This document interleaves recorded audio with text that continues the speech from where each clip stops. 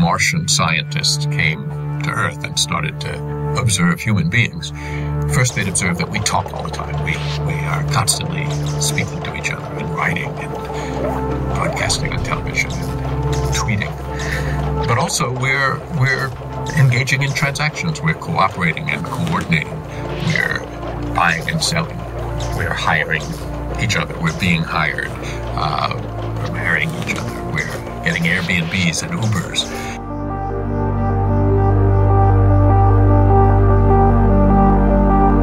I think that economic freedom and political freedom are almost impossible to disentangle or to separate. In fact, in most of the world, people have a lot of freedom. They can choose what occupation to go into. They can choose whom they marry. They can choose where they live. They can choose to start businesses or not. They can choose how much education. So I don't think you can have substantial political freedom without economic freedom, and vice versa.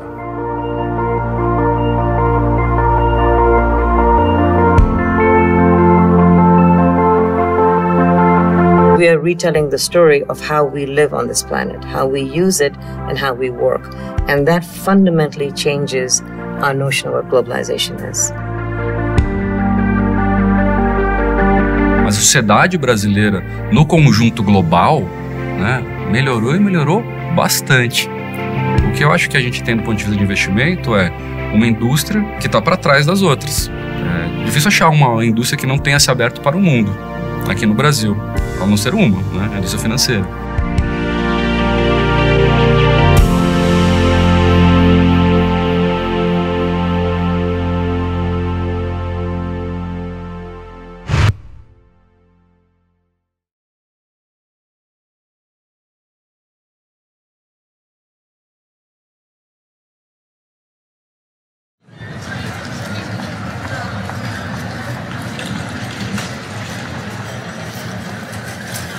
What creates economic development is innovation.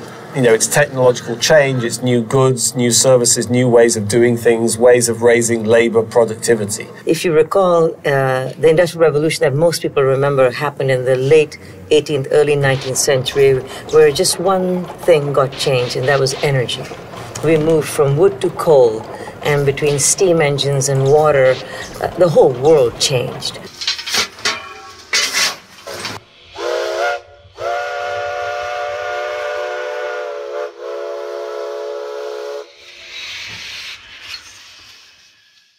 Well, markets are very ancient, maybe almost as ancient as languages. When archaeologists find stone tools far away from where they were made, that means our prehistoric ancestors knew about trade and commerce a little bit. So markets are very human. We've been making markets for a long time. And some of the markets I study are very important in our lives, like where you get a job and where you go to school and maybe who you marry. So markets are a big part of life, and nowadays with smartphones and computers, they're also everywhere. You are never very far from a market. So I think that that marketplaces and markets are very human artifacts, and like languages, they're artifacts. They're tools that we build to try to help us cooperate and coordinate and compete better. Eu acho que na medida em que os países adotaram respeito à propriedade privada e trocas voluntárias grandemente livres, começou a haver uma acumulação de poupança, e essa acumulação de poupança permitiu o investimento e a criação de emprego e o crescimento da prosperidade de todo mundo. Eu acho que a gente, de fato, produz mais, produz melhor, organizou a sociedade de uma forma a melhorar condições de vida para toda a população.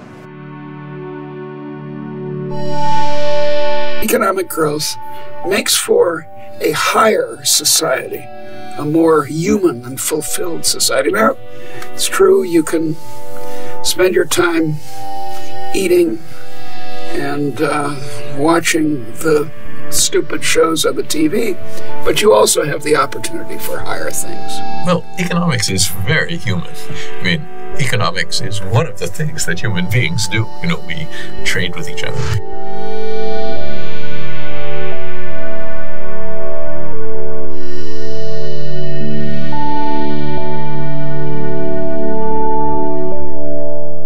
Historically, productivity growth has depended on human capital and physical capital, human knowledge and physical investment. It's pretty clear that in the 21st century, human capital, knowledge imparted through education and training will play a growing role.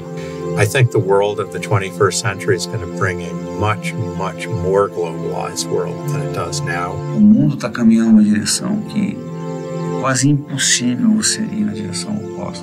We see this in Silicon Valley, for example, very prominently, where we've seen the emergence of some incredibly valuable businesses that rely entirely on knowledge and have almost no material, physical investment. And we are really, truly in the fourth industrial revolution. So we had steam and water, then we had electricity, then we had the internet with the microprocessor, the chip, what we call information age, the digital age. And now we are in the fourth industrial revolution, which is called artificial intelligence, which is a game changer. It's changing the status quo. Nós já convivemos com a inteligência artificial. Esse é um caminho sem volta.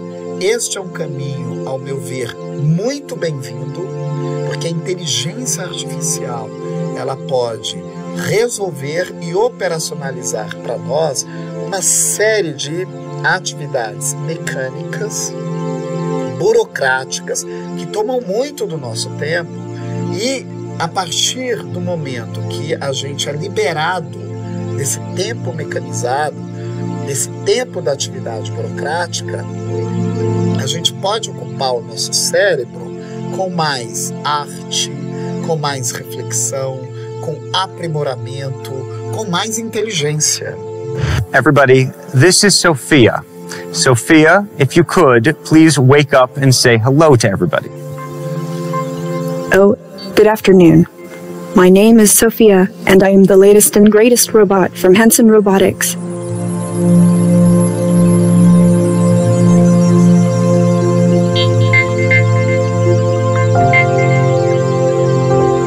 Acho que toda geração sofre com essa angústia, né? De que alguma coisa que é cara a ela ou que ela dava como certa é transformada até se tornar irreconhecível para ela pela geração seguinte, né? Acho que provavelmente desde o início da civilização essa é uma angústia que marca cada geração que passou pela Terra, porque as coisas se transformam mesmo.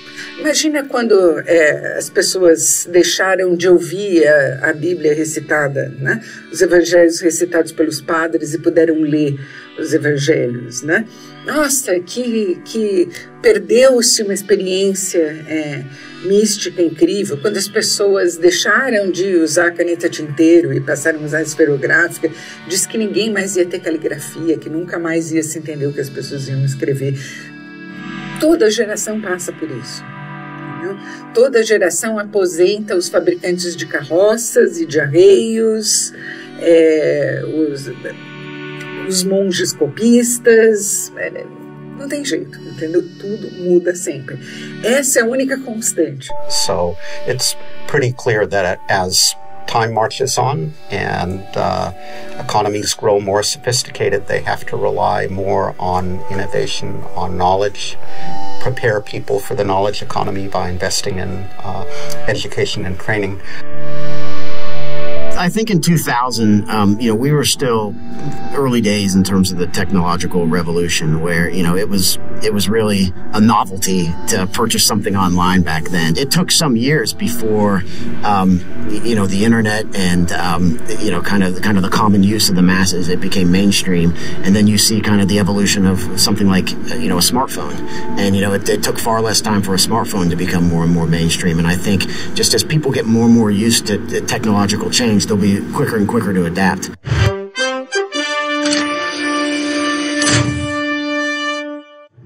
Thanks for watching our internet edition of Nightline. There is a major breakthrough headed to American consumers. It's the iPhone, an iPod, a cell phone, and a portable internet, all in a little lightweight package. The announcement has set off a major stir, and it could change the way you live. Nightline sat down with the man behind the breakthrough, Apple's CEO, Steve Jobs. It's very clear to us that the world's going mobile. And we really believe that a device like this, which is, an order of magnitude more powerful than any mobile device or any cell phone that's ever been created, and yet vastly easier to use, is the future. Será que o futuro vai ser melhor do que hoje? Em que medida o presente está sendo melhor que o nosso passado? É uma questão que muitas pessoas se perguntam. Quer dizer, a gente está cercado de coisas hoje que a gente toma por garantido, mas que há décadas ou há séculos eram reservadas a milionários, a bilionários, e que hoje, se eles fossem numa casa de uma empregada doméstica, por exemplo, eles ficariam fascinados querendo ter, por exemplo, um smartphone, né? Hoje, um morador de uma zona, tirando áreas conflagradas pela violência por razões óbvias, tá? De, digamos assim, um bairro de classe média baixa, do Rio ou de São Paulo, tem condições de vida, de bem-estar, de acesso a bens material de consumo melhores do que tinha um rei no século XVI. O nome disso é progresso. Só que o progresso é feito na base do quê? Na base da inovação e do desafio permanente. Então,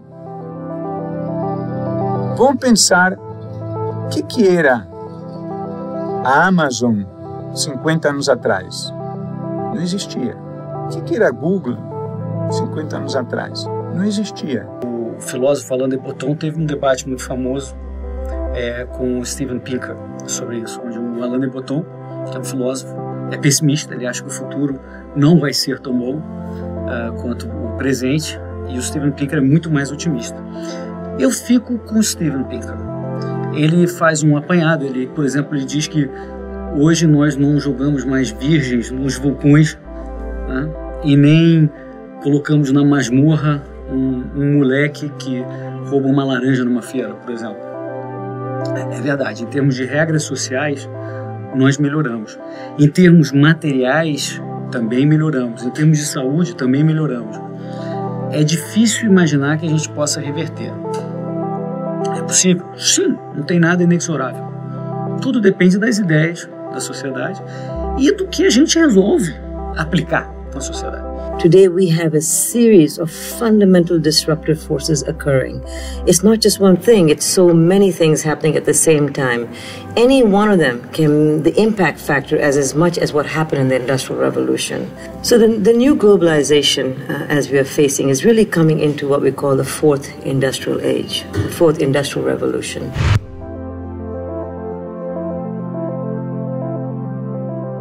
So what does globalization mean? It can mean integration of the national economy or exposure of the national economy to the international economy.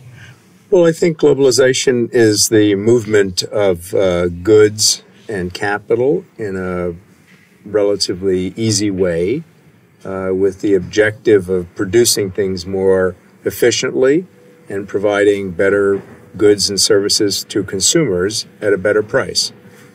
So it basically tries to remove many of the borders that have impeded the flows of goods and capital in the past. Que eu me lembro quando se começou a falar de globalização, que era um termo chique, a gente usava em workshops, hoje não é mais um termo, hoje é nossa condição de vida, quer dizer, a gente vai ter que estar pronto para uma expansão diferente. O internacionalismo, a globalização, também se tornou nome feio com o tempo, né? Muita gente acha que isso é uma coisa recente, uma maldição que os americanos aprontaram para cima de nós para nos prejudicar. As pessoas se esquecem que o mundo, com a evidente exceção da Idade Média, mas o mundo sempre teve um grau muito alto de intercâmbio comercial. The world economy can produce things more efficiently, and according to what economists would refer to as comparative advantage, certain parts of the world can do things more effectively. it has proven over the last 30, 40 years, certainly since the Second World War, that it's been connected with great advances by a number of countries. Japan, Korea, China, now Vietnam, have been able to develop because of globalization.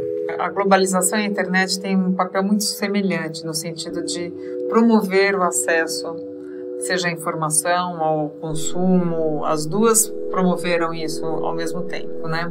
Acesso é inclusão, né? Acesso é poder participar sem ter que deprimir nenhuma característica própria, né? Então, não adianta a gente querer dar acesso se a pessoa se sente desconfortável. Acesso é algo mais amplo do que só a mecânica do é possível. Acesso é conforto também. O pronunciamento das empresas, como você consumidor é o nosso rei, aqui é você quem manda, né? Tudo isso desabou. Por quê? Agora, ó, como era assim, né, vertical, a empresa aqui, o consumidor aqui, ficou assim. Agora ficou horizontal. A internet, ela é revolucionária, ela criou novas possibilidades, mas eu gosto de imaginar como vários imaginam, principalmente no Vale do Silício, muitos empreendedores de lá, que ela mais intensificou alguns processos humanos do que criou novos. Our understanding of globalization is changing, and hopefully it will end up meaning that more people prosper across the world in a much more speedier fashion. We are at the cusp of shifting our future. Our resources are limited, income inequality has expanded, yet at the same time, these same very pressures are pushing us to a new paradigm. So when I was advisor to Kofi Annan, I found that in the United Nations, all the reports have said, in this globalized world, we got this terrible outcome, child labor, all sorts of evils in the world, which we haven't eliminated yet. So I told the Secretary General, I said, you remember Tina Turner's famous song, what has love got to do with it? And I said, we've got to ask the same question of globalization. If you see a lot of child labor, a lot of inequality, is globalization the cause of it? Globalization might have actually moderated it, reduced it. So it might have been good rather than bad. Where we are not thinking about just economic growth and economic efficiency. We are thinking about maximizing human well-being. And I do believe in that paradigm shift when we think about how economic structures should be set up. It will be more inclusive, a more fair system. So, Matt, I'm going to go and turn on the arm. Try and go up. Okay, and back down. As humans, we are tool users. And every time we invent a new tool, that changes the way we live. Ladies and gentlemen, what gives me tremendous confidence in the future is the fact that we are now more empowered as individuals to take on the grand challenges of this planet. We have the tools with this exponential technology. We have the passion of the DIY innovator. We have the capital of the techno-philanthropist. And we have 3 billion new minds coming online to work with us, to solve the grand challenges, to do that which we must do. We are living into an extraordinary decades ahead. Thank you. A gente cria esses totens, né, mentais, a respeito do novo mundo e tudo mais. Na verdade, o novo mundo, o velho, o que virá, todos sempre dependem da imaginação da gente e da ação da gente. É extremamente importante não perder de não perder essa perspectiva da agência intelectual humana, né?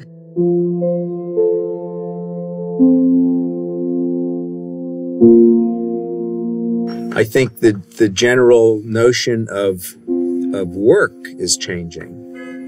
The relationship between work and leisure, because a lot of the new technologies are labor displacing. Right? When I was young, everyone was worried about automation. But it turned out automation didn't displace that many jobs. It created quite a robust set of economic outcomes. A good example would be Tesla, the electric car company in California. One of their innovations was to use robots very, very extensively in the assembly of automobiles. And they discovered that there are a whole host of tasks in automobile assembly where human beings are still much more adept and efficient than robots. So I don't think jobs will disappear completely anytime soon. I think we will all have to retrain ourselves to work with new technologies. I think it is just simply a matter of confronting that kind of mindset. And in my judgment, anytime anybody says that developing countries are all also lined up against international trade, I say that's just nonsense. It is just not true. Quase todos os países hoje existentes são interligados. E os que, ao se interligarem, se abrem mais ao contato com os outros, só tem a ganhar com isso. Só tem a ganhar. People are concerned with maintaining open markets because they see that as an opportunity to improve their income. And there is a presumption that if you improve your income in a country with large amounts of underemployment and unemployment, it will create jobs. And if it creates jobs, it will pull up people into gainful employment. You'll create more possibilities and opportunities.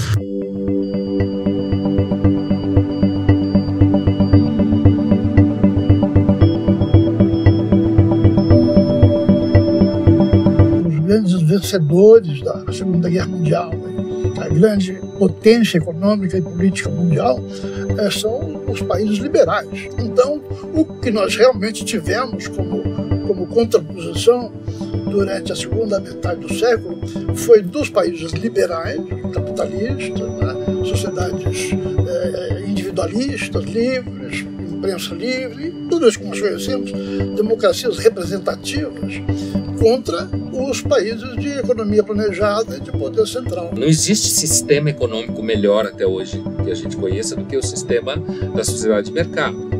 Não existe a forma de governo melhor até hoje do que a gente conhece do que a democracia liberal. O mercado é uma entidade, entre aspas, de enorme sabedoria com relação à natureza humana, que trabalha identificando necessidade e oferecendo solução. Então você pega baixa natalidade em classe média alta para cima, diminuição de maternidade. Alta longevidade, ampliação de casas de repouso, em termos de mercado, né?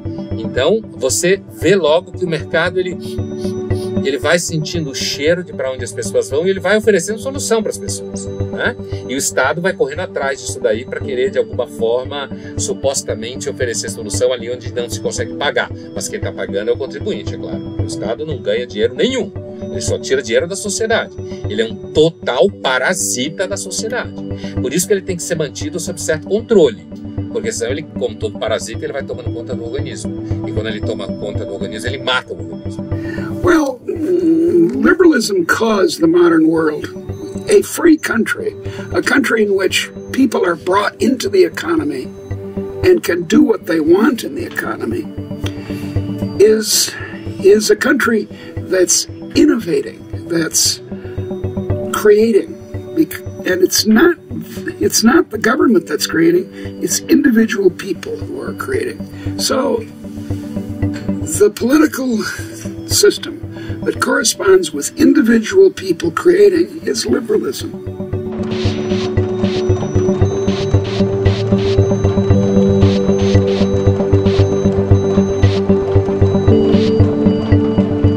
The main people who got an advantage from modern economic growth are the poor, not the rich. The rich, I don't know, they got another diamond bracelet or two.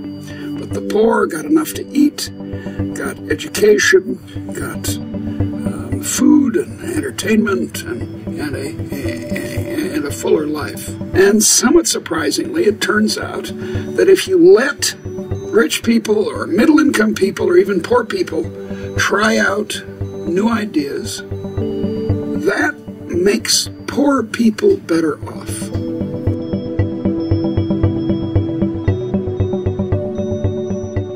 Nós tivemos pouquíssimo liberalismo explícito no Brasil, né?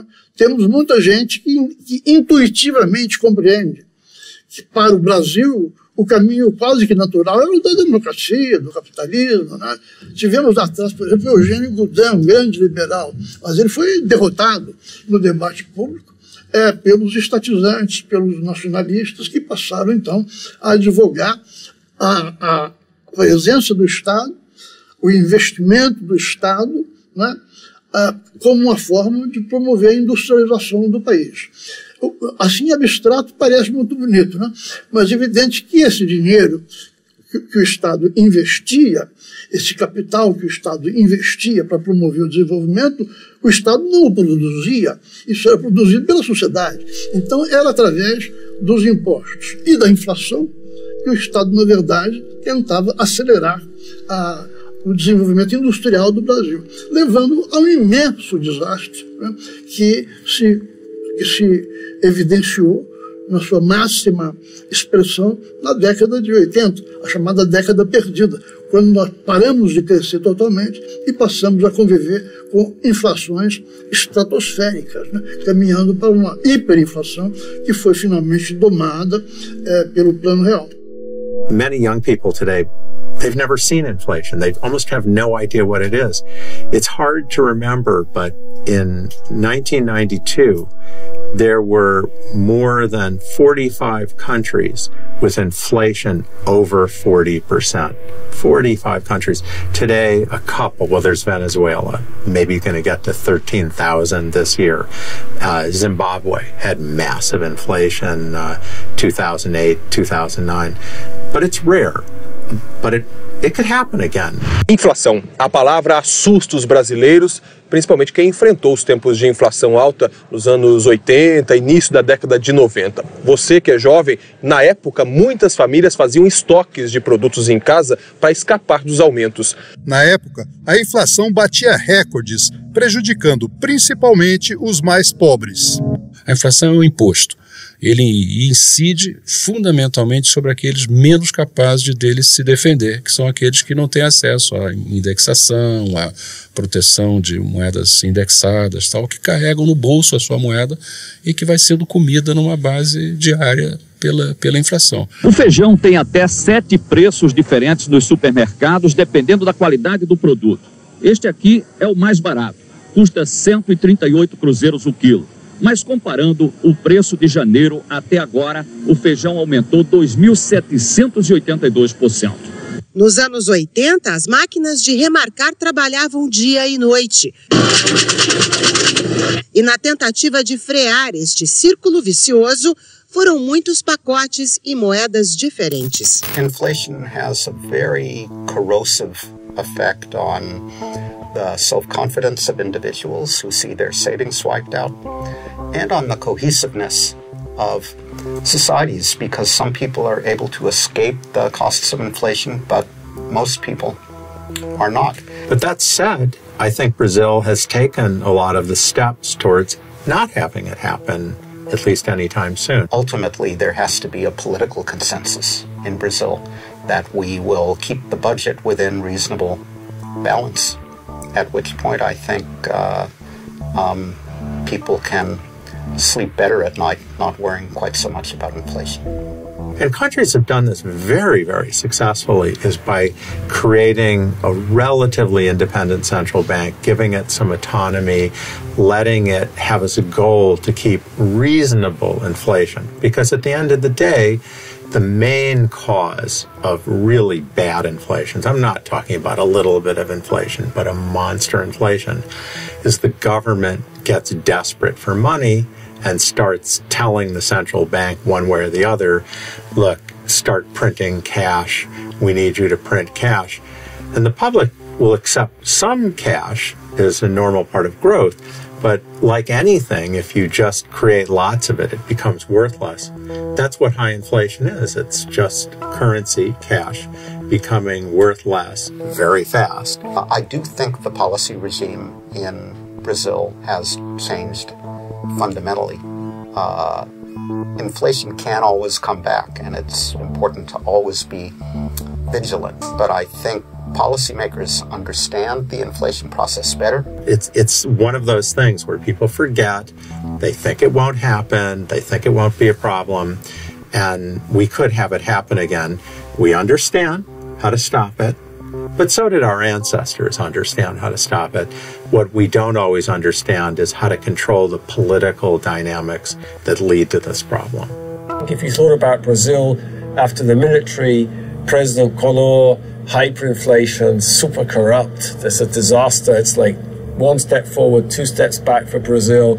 But then you have President Cardoso. He invests in education, things start moving, you have participatory budgeting, maybe more local democracy, you have the Workers' Party, you have, and then it goes one step, then you go back again, you know, but I would say I'm not an expert on Brazil, so I think it's just slow, you know, you're impatient, but I would say if you looked at the big picture, there is progress, it's just very slow, and, you know, the hope is that at some point there'll be, you know, it'll accelerate. Os preços ficarão estabilizados. Os governos Sarney e Collor tentaram, sem sucesso, acabar com a inflação herdada dos militares. Ao assumir a presidência, após a queda de Collor, Itamar Franco convidou Fernando Henrique Cardoso para ministro da Fazenda, com a missão de reorganizar a economia. Reuniram um grupo de economistas, coordenado por Pedro Malan. O Plano de Ação Econômica que eles escreveram foi publicado no final de 1993. O ministro Fernando Henrique Cardoso anunciou as 3 etapas do plano econômico. Tudo começa com o ajuste fiscal. À tarde, o anúncio do plano confirma. Desta vez não há surpresas. Não há confisco, nem congelamento, ninguém mexe na poupança, não vai haver tablita. Como diz o próprio ministro da Fazenda, desta vez o que existe é um processo, que está começando agora e que, para dar certo, precisa do apoio do Congresso e da adesão voluntária da sociedade. Nós estamos desenhando um programa econômico de estabilização para um país de alta inflação, com crescimento econômico e uma sociedade aberta e democrática que nós queremos mantê-la assim. Aquilo que eu conheci em 79 e 94 continua igual. A partir do momento que se estabilizou a economia, começou a nascer uma verdadeira classe média brasileira. A partir do momento que o Plano Real existiu, que se começou a se construir essa classe média, você teve uma verdadeira descoberta do mundo por uma grande quantia de brasileiros de todo o Brasil. E a cada ano um pouco mais, e um pouco mais, e um pouco mais. Acho que hoje o brasileiro ele tem uma competitividade global tremenda. O acesso à informação que a gente tem é global, o acesso aos alimentos que a gente tem é global. Meu irmão é chefe de cozinha. Ele fala, há 20 anos atrás, ou há tempos atrás, você não conseguia fazer risoto, porque não tinha o arroz arbóreo. Então, a vida do Brasil, a vida globalizada no Brasil, assim como em todos os outros países, melhorou e melhorou bem.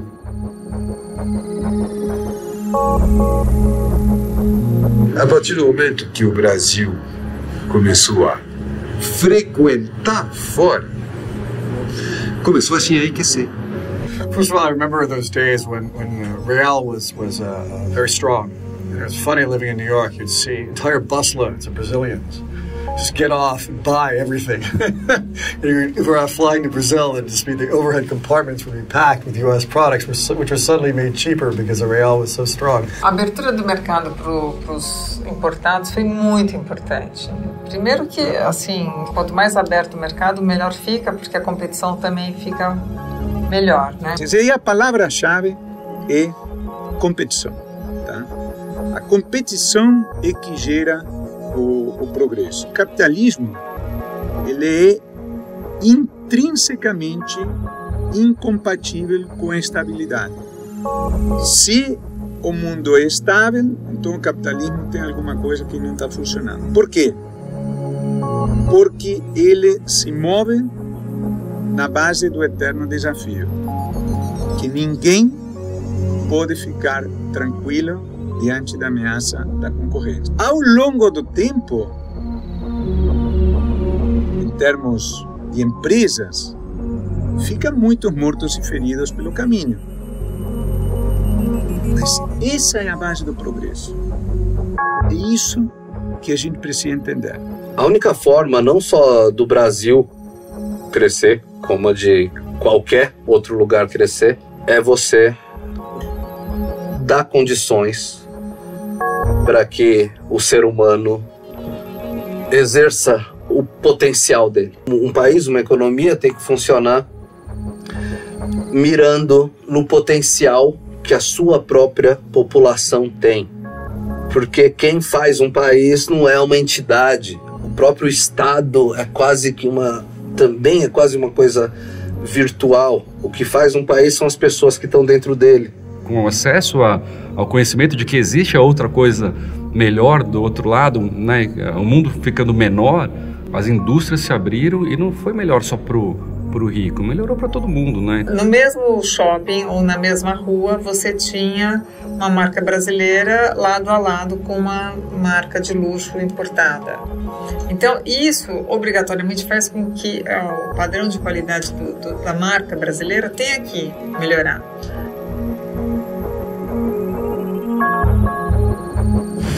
Então, eu acho que a abertura é desejável, acho que a gente ganhou muito com a abertura comercial, ganhou muito com, vamos dizer assim, com a liberdade de comercializar. O Brasil melhorou muito, não há o que falar nisso, né? Melhorou na educação, melhorou o nível de vida, melhorou. A questão é que a gente saiu muito lá de trás e a gente está andando muito devagar. Deu uma acelerada ali no período do Lula, né? Fernando Henrique e Lula, né? O Brasil deu uma acelerada, deu uma melhorada, acabou com a inflação, depois a distribuição de renda um pouco melhor e tal. I think that Brazil and most countries could be richer and more successful if they scaled back government intervention. Now, I think some aspects of government are much more important in that regard than others. Okay, so not all government is catastrophic. Some government regulation and intervention is just sort of mildly annoying or a nuisance. But certainly some parts play a big role in preventing economies from growing. And we haven't been able to talk about the most important aspects of Brazilian public policy, which don't change. And that has to do with infrastructure, that trigger productive investments, and workforce development, better schools, better public schools, so that Brazilians can get themselves in a position to make the most out of the national and global economy.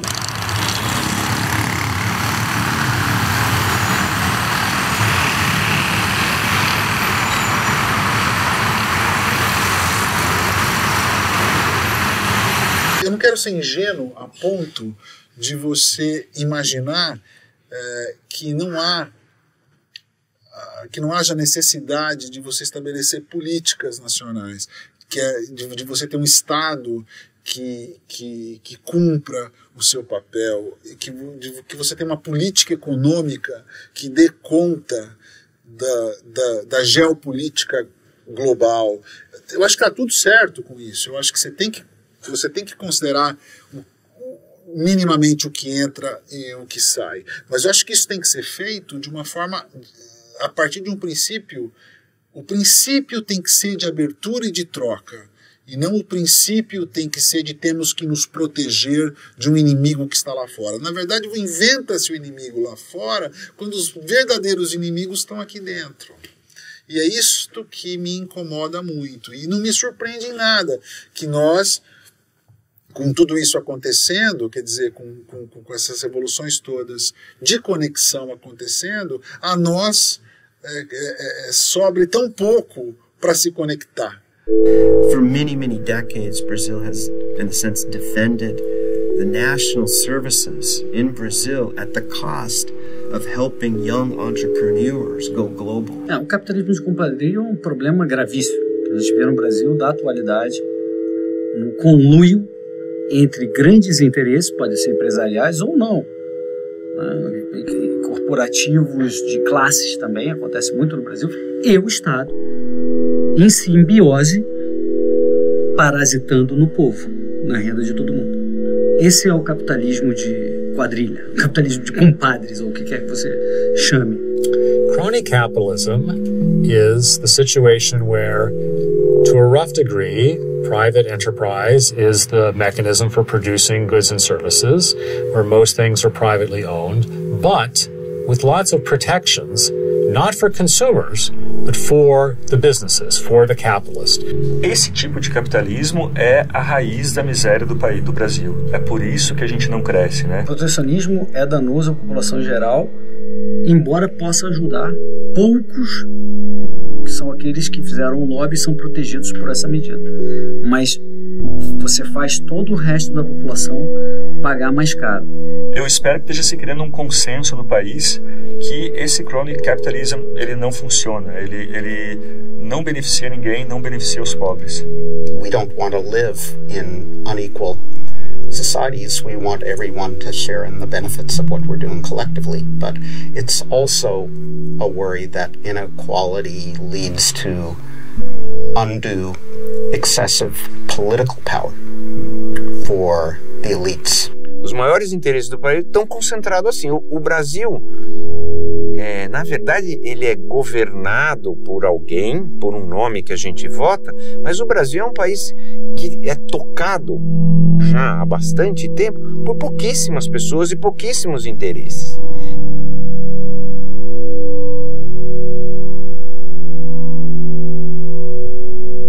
That's the thing that excites me the most, are young Brazilians really trying to struggle to find ways of engaging the global economy. But of course, Brasilia is a decade or two behind and really needs to move quickly. Well, I mean, of course, protectionism is not good for the country. And something that's very hard for most people to understand is even if everybody else is being protectionist, you lose by being protectionist yourself. Anything that's a barrier to entry, such as restrictions on foreign direct investment that might allow other countries, other companies to come and invest in your country. All of those are potentially truly catastrophic. Uma outra coisa que o brasileiro geralmente não entende é muita gente acha que a nossa economia é muito aberta, que nós somos inundados por produtos estrangeiros, que nós perdemos com as trocas ao exterior. É justamente o oposto que acontece. A economia brasileira é extremamente fechada, uma das mais fechadas do mundo, né? Abrindo a economia, um país só tem a ganhar. Claro que, sendo um país continental, o nosso grau de abertura é menor do que o de países pequenos, que têm muitas transações com o exterior, mas mesmo países continentais grandes como China, Índia, Estados Unidos, etc., tem um chamado coeficiente de abertura maior do que o nosso. Tá? Então, eu acredito, e os colegas economistas que se engajam nessa visão de mundo, que é muito importante para o país ter, digamos assim, uma segunda rodada de abertura, tá? Um país fechado, ele tem um monte de problemas. Vou dar um exemplo. Se uma empresa, se ela não tem concorrência externa, ela também não tem necessidade de ter o melhor produto. Ter um produto mais barato. Por quê? Porque não tem concorrência.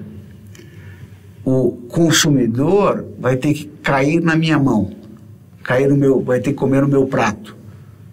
Eu não preciso ficar olhando para o lado e ver se o meu concorrente está fazendo um produto melhor, um produto mais barato, está trazendo uma oferta maior de produtos, porque no final é só o meu. E essa foi sempre uma lógica muito grande que existiu no Brasil. E o Brasil, neste sentido, ele abriu muito pouco. Teve, aliás, desde lá do Collor, que foi o início da abertura, o Brasil se abriu mesmo, mas ainda, eu não diria que foi uma coisa agressiva, foi uma coisa assim, muito gradual, muito lenta. Hoje é um país mais aberto, mas ele ainda, mesmo sendo mais aberto, ainda é fechado.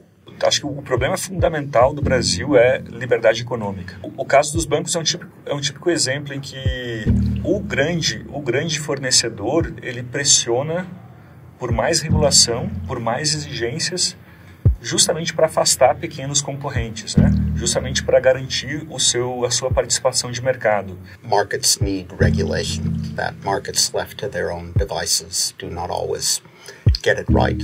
There are a lot of gradations about exactly how much regulation there should be and exactly how it should be done. Do I think that Latin American countries move too fast in the direction of market liberalization in the 1990s, and that they were too slow in putting in place the regulations they needed for liberalized markets to work smoothly? Yes, I think I would agree with that. Well, certainly markets and market agents, whether they're firms or even consumers, need government supervision to ensure that they follow the rules and they follow the law. Now, in 2008, we had the financial crisis, and that came about for a couple of reasons. One, that the government wasn't applying enough supervision to the new activities, the financial marketplace, that really concentrated risks on certain types of investments and so forth. And in fact, those risks came to fruition and really exploded the marketplace. That's usually not the case, but we need great supervision from government regulators. And we also need transparent rules and sanctions for those that break the rules. From the financial capital of the world, the opening bell is going to ring in 5 seconds, and to be honest with you, we wish it wouldn't, because we're now down 43%. So almost everything there completely wiped out. And the NASDAQ, everything and more has been completely wiped out. We haven't seen anything like this probably since the Great Depression, I think it's fair to say.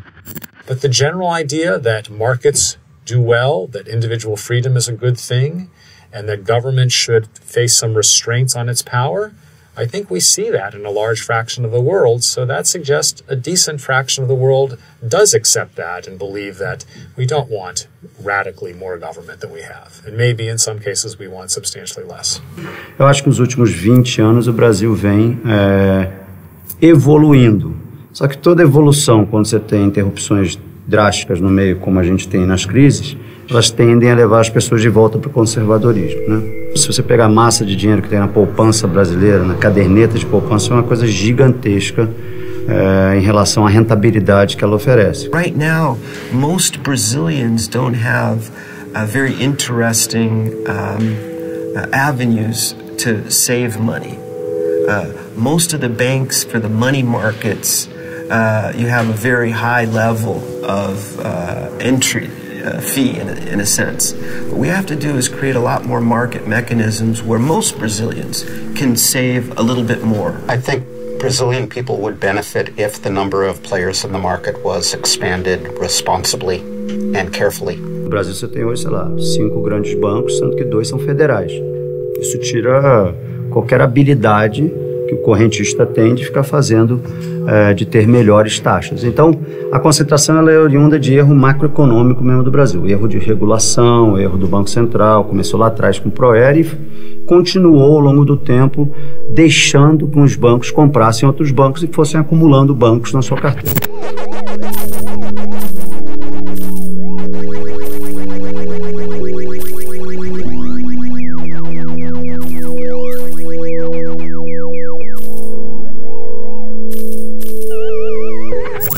Indústria fechada e muito concentrada por erros macroeconômicos que o Brasil vem cometendo ao longo do tempo. A indústria não pediu para ser concentrada, né? O país errou em deixar ter uma concentração bancária. Então você pode chamar isso uma culpa do Banco Central, ou seja lá de quem a gente queira dizer, mas a concentração bancária ela é muito ruim para todo mundo. Ela só é boa para os bancos. There's a lot of evidence that countries in Central and Eastern Europe, for example, that have allowed the entry of foreign banks have benefited from the additional diversity and competition and the introduction of new banking models. The problem is that if you throw the banking system open too quickly, You get disruptions. Old banks get quickly competed out of business. You could get a lending boom. You could get all kinds of problems along the way. So it can be done carefully, prudently, gradually over time, and I think it would be beneficial. A gente vê no Brasil ainda, infelizmente, e não só no Brasil, na América Latina como um todo, mas no Brasil principalmente, uma poupança puramente doméstica, super concentrada, né? O que coloca em risco a população de uma forma tremenda. Acho que daqui para frente, depois da desbancarização, né, acho impossível que pare na desbancarização, na saída do banco aqui, né? Vai ter que sair e vai buscar cada vez mais maturidade. E o próximo passo de maturidade é globalizar. A internacionalização, a globalização, né, vem em linha com a necessidade das pessoas. As pessoas são globais. Nossa vida é global. A nossa vida é muito mais influenciada por ferramentas do mundo inteiro, né? Então, eu acho que assim, é inevitável as pessoas começarem a procurar ações fora e títulos também. Porque quando você internacionaliza, você tem uma proteção adicional que é a da moeda. Porque senão você está fora do play global. Você perde competitividade. Seus instrumentos de trabalho vão cair. Só troca de tecnologia, do jeito que você troca de celular, troca de computador, espaça, né? Seu acesso à informação espaça. A indústria internacional passa a ficar menos competitiva internamente, então ela vem menos. Então, a gente acaba ficando na ilha Brasil, na ilha da sua moeda, quando o mundo é global. If middle-class people can invest in other countries, that's certainly going to be beneficial for them. They have more choices. They can have somewhat more safety for their investments, be better diversified by investing across a lot of countries or a lot of assets rather than just a few. It's not totally obvious how that would directly benefit the growth of Brazil more generally, except that it incentivizes people to be happy staying in Brazil. Okay? It incentivizes other people who might want to come and live in Brazil, talented people who would be happy to be there as long as they feel they have the freedom to keep their wealth where they think it will be safe, to invest as they say choose. So anything which discourages people from being able to be successful within the country is of course going to cause some of the most talented people to go elsewhere where they can take advantage of their talents.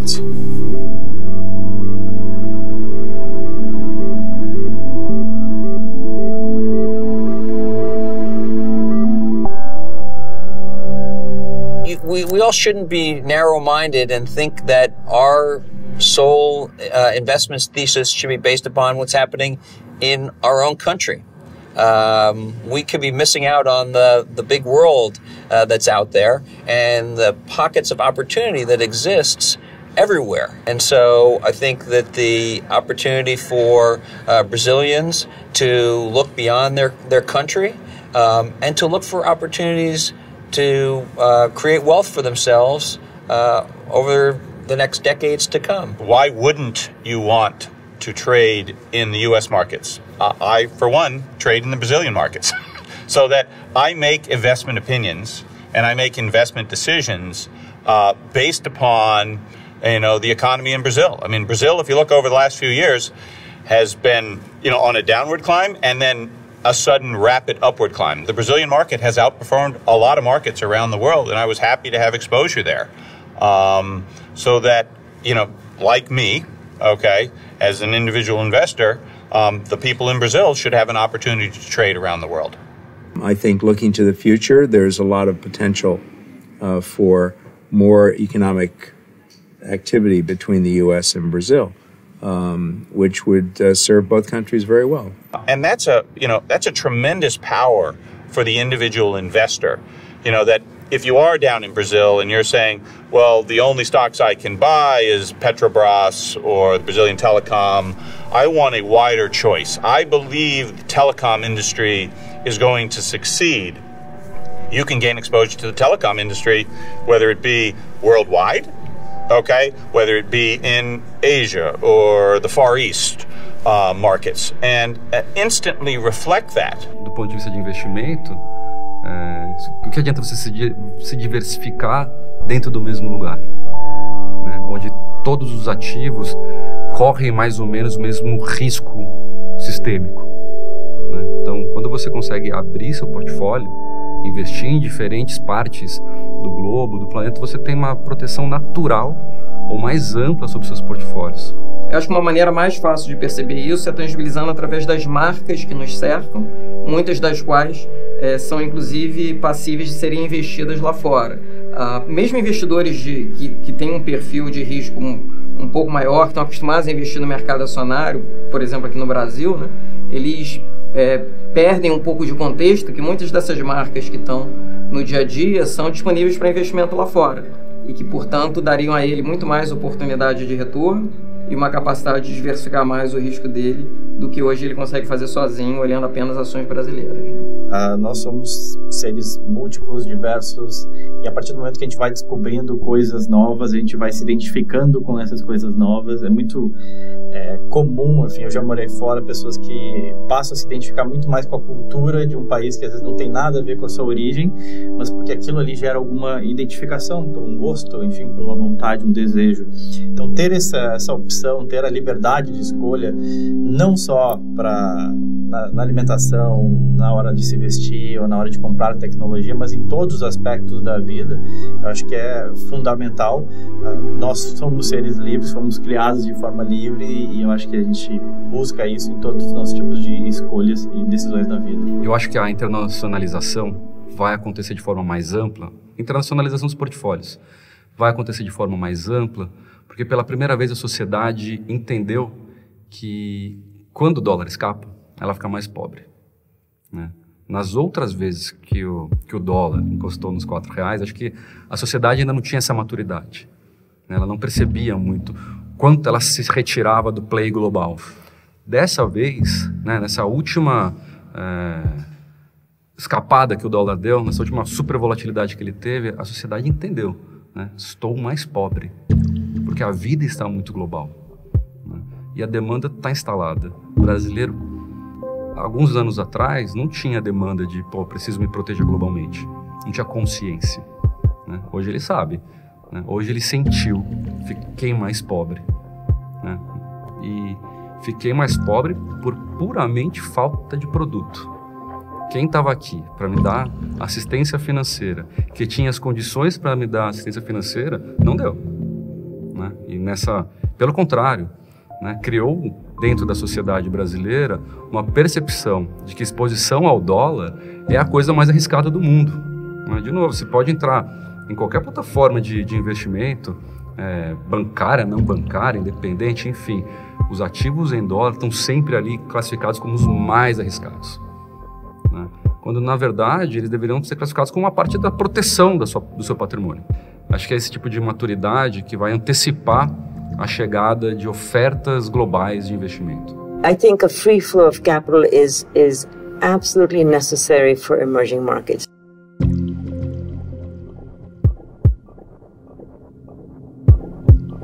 O comércio pode sempre melhorar a vida das pessoas.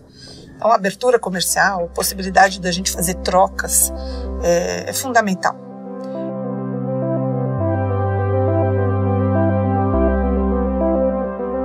So marketplaces have to accomplish a number of things in order to help the market work. And the first thing is they have to bring people to the marketplace who want to transact with each other. We can't escape globalization, and that if we try to protect one sector, it's going to be devastating for other sectors in the economy. So we have to find a way to work with other nation states, other economies, to find out the best mix of exchanging our market openings and investment with theirs.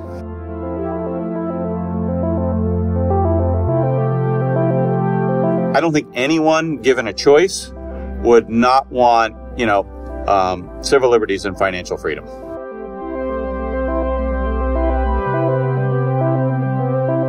A percepção de que ou a gente se moderniza no sentido de engajar o país no movimento que está ocorrendo em vários países do mundo, de aceitar a força dessa globalização, ou simplesmente a gente vai perder o bonde da história.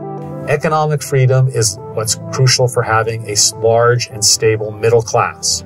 And the middle class is necessary to have continued support for democracy.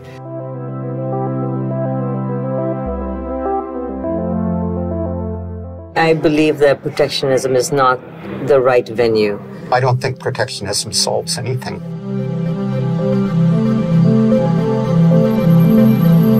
We're much more global than we used to be, and I don't think there's any turning back. I think everybody loses. The history shows that everybody loses, from a collapse in globalization. É incontestável que a globalização foi muito benéfica para o mundo.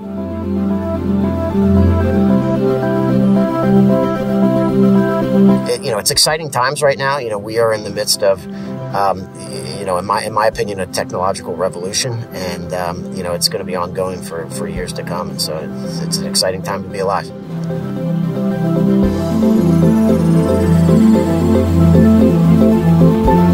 Para mim, liberdade é fundamental. Me incomoda qualquer barreira geográfica.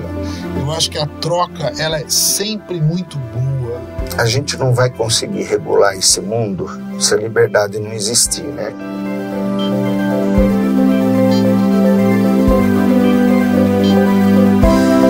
Eu sou vidrado na liberdade. Eu não conseguiria ver e não consigo, quando eu sinto constrangimento na minha liberdade, eu não consigo viver bem.